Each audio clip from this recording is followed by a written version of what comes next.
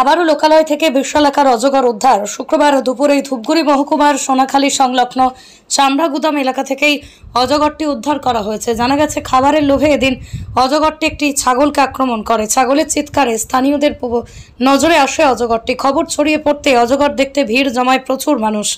খবর দেওয়া হয় বন দপ্তর এবং পরিবেশ প্রেমীদের। খবর পেয়ে এলাকায় পৌঁছয় পরিবেশ প্রেমী অনিকেত চক্রবর্তী এবং বনকর্মীরা।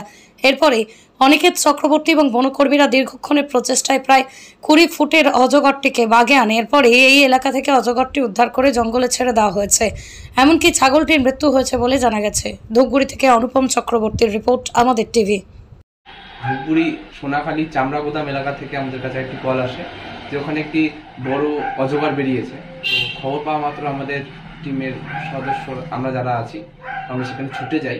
গিয়ে ডিপার্টমেন্টও ছিল, তো গিয়ে দেখতে পাই সাপটি প্রায় 12 ফুট আর ওজন প্রায় 40 কেজি। সাপটিকে ঘণ্টাখানেকের চেষ্টায় ডিপার্টমেন্টের সাথে যৌথ উদ্যোগে সাপটিকে রেস্কিউ করি ও নিরাপদ ফরেস্টের একটি নিরাপদ স্থানে তাকে ছেড়ে দেওয়া হয়।